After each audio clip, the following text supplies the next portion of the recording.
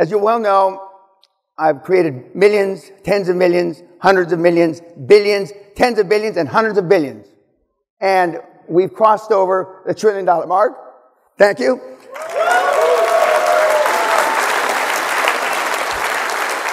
And some of the men and women that helped me get over that $1 trillion mark are sitting in the audience. We have a man that turned $20,000 into just short of $70 million in less than a year in the audience. We have a man who did 30 million pounds in deals last year. When I call last year, even though it's only a few days ago. We have many, many people in the audience that have used QLA successfully. Now, later on this afternoon, towards the end, we're going to bring up some Hall of Famers, all of which have higher than the 80 IQ. Unfortunately, they're closer to the 180 IQ, but they still got up on the Hall of Fame. Now, every 75 years, I'm told something special in the world happens. This happens to be Halley's Comet. I'll be 75 in a few months. I don't feel 75. I don't believe, other than when the makeup lady was putting makeup on me, and it took her a long time, I didn't think I looked 75, but she put enough makeup on me I could cut it off with a fucking spoon. But every 75 years or so, something special in the world happens. Now, I've been told, and even though I'm made fun using this as an analogy, I was born a few days after the first and second bomb was dropped on the Japanese in World War II. Hiroshima and Nagasaki. For those of you that have seen the movie Godzilla, they drop a bomb, Godzilla, a little teeny frog, turns into a big monster, right? Well, there are theorists that say that the world was changed when they dropped those bombs. And it was. We're all energy. And lo and behold, I was born in a military hospital in Jacksonville, Florida. Now, I've been called a Neanderthal. I've been called a caveman. I do have an extra 13th rib that Neanderthals had. My dad had a 13th rib. Now, we don't know what his dad had because he didn't know his dad. His dad died before he was born. So I am a Neanderthal. I am a last of a living breed. It's hard for me to believe that there's this many snowflakes that will get up this early. I'm told that you were lined up as early as 2:30 this morning. And the reason we don't have a VIP, we don't have a gold, platinum, or any of that other horse shit the other guys have, is because if you want to sit in the fucking front row, you get here early. It's quite simple. In life, the early bird gets the fucking worm. QLA teaches you the squeaky wheel gets the fucking grease. And most of you have been pleasers all your life. Now, I'm not going to ask the question, as I normally do at schools, how many of you would want your children to grow up like you? Because I know the answer. How many of you would want your children to grow up like your parents? I know the answer. I know the answer. I've had the privilege to speak at Oxford, more recently the University of Pennsylvania, and many other fine universities all around the world. And if you would have told me back in May 1993, when Bruce Whipple came to my first seminar, that I'd be speaking at such illustrious universities, I would have said, you're crazy. I certainly couldn't get into any of these schools. I wasn't rejected by any of these schools because I didn't bother applying, because I knew the answer. And remember, I went to a school you got to explain about. Although Cambridge now has my book in their library. That's the closest I'm going to get to one of those schools, the fact that they have my book in their library. Now, I'd like to know where they got a copy of that book, though. I don't think Cambridge spent thousands like on Amazon, and they're not showing my signature at Cambridge, so I assume it's I didn't sign it. But success leaves clues, kids. Success leaves clues, and as you all know, or should know, I call you all kids because I'm either old enough to be your father or grandfather. And I see a couple of old farts in the audience, so I might not be able to be old enough to be their father. But I'm sure smart enough to be not their father, because as this generation has been raised on condoms because of sexually transmitted diseases. My generation wouldn't know a condom if it looked me in the face, although at the seminar, one morning I walk in and there's a little shiny thing on the floor, square about that big. I walk around it like this, and everybody starts roaring, and it was a condom, and so I just kind of kicked it to the side. But success leaves clues. I should have known in 1971 when I had my first Rolls, when I was 26 and a half years old, that I was different. I still remember the car payment. I paid $279 a month for that car, 1971, after a $3,500 down payment, which was a lot of fucking money to me then. A lot of money. Lo and behold, I still drive Rolls Royces. The operative word there is used to drive Rolls Royces, because I don't drive, I haven't driven in 25 years. But my wife, my lovely wife, Sally, continues to buy me cars that I don't drive. And part of my 71st birthday gift, or gifts, are a new Flying Spur Bentley that we went down to the factory to see being made.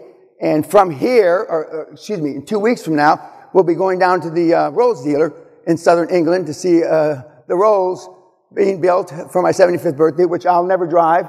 And I need cars like I need AIDS.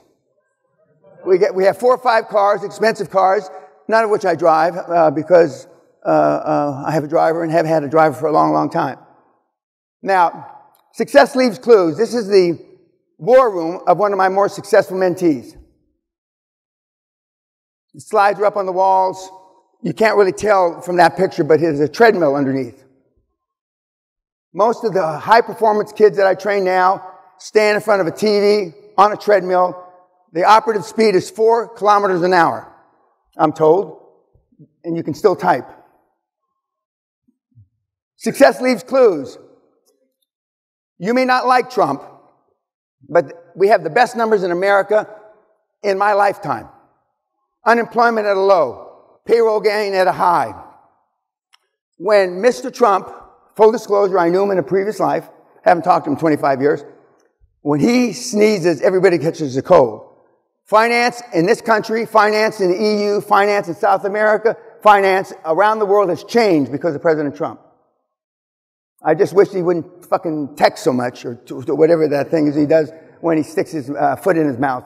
But he has changed the world. One of the questions I'm going to ask you later on is how many of you have participated in the greatest transformation of wealth in the history of this fucking planet? Few of you, if any. There's 2 kinds of pain. Pain that hurts and pain that alters. Some of you will be hurt from what I say. Most of you, if you pay attention closely, will alter your life and never be the same. Belief in oneself is contagious.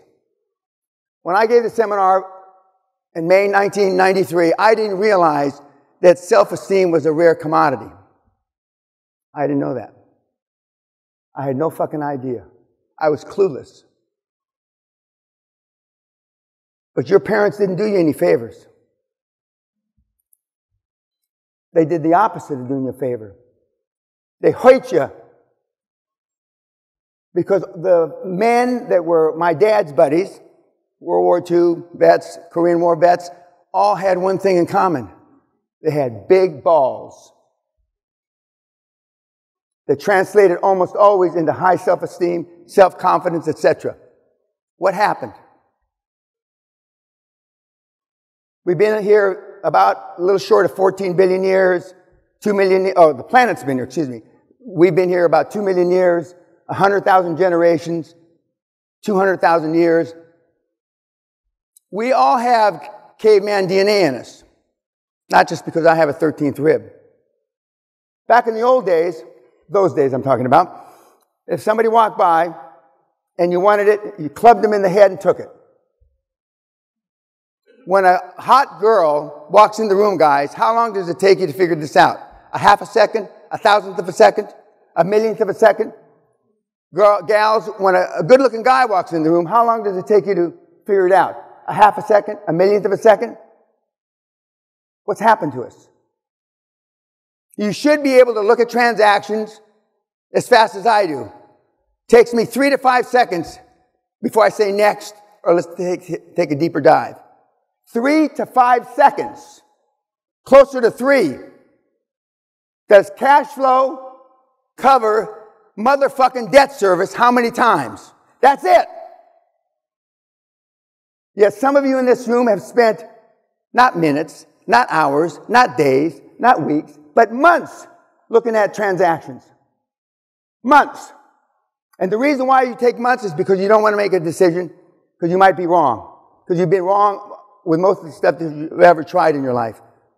You have no benchmark to guide by. Go back, we fucked everything up. I could have said that in 1993. I should have said it in 1993, but I didn't know how bad off we were.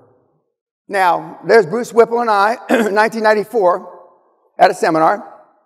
My hair's white, he looks the same, which kind of pisses me off, but anyway, that's a whole other story. And there we are at another seminar, and there are, in that room, 1994, a one-day seminar. I used to give this seminar in one day. Start at 8, go to 8, Q&A from 8 till midnight, or whoever had the last question. In that room, there are 5 other Hall of Famers and 1 Hall of Shamer that attended that seminar 1994. So 5 people of that seminar have created massive generational wealth, and 1 created massive generational wealth and went to jail. Him aside, we've got 5 Hall of Famers in addition to Bruce. So people that attended the seminar back in the 90s, when men were men, and they used to have to walk like this because the sacks were so big, where are you going to be 25 years from now? Now, in the audience, we have a gentleman that broke my long-standing record of getting a transaction done. 73 days from the time that he left the seminar to the time he closed his first deal. He's Brit. He talks kind of funny. He's old. He's 62 years old. You're going to hear him a little later. He was kind, and he's in the audience. I'm not going to point him out. I don't want you to mob him. He gave me a nice testimonial, which we filmed. There he is. Now, who looks older? Say the right thing here. But I'm not quite old enough to be his father, but I am old enough to be his older brother, for sure. And I'm very proud that he broke that record. Soon thereafter, he also broke the old record, but not as good as the old man did. He did it in 81 days. He's a Canadian. Why have I reduced or distinguished or extinguished the mentor program?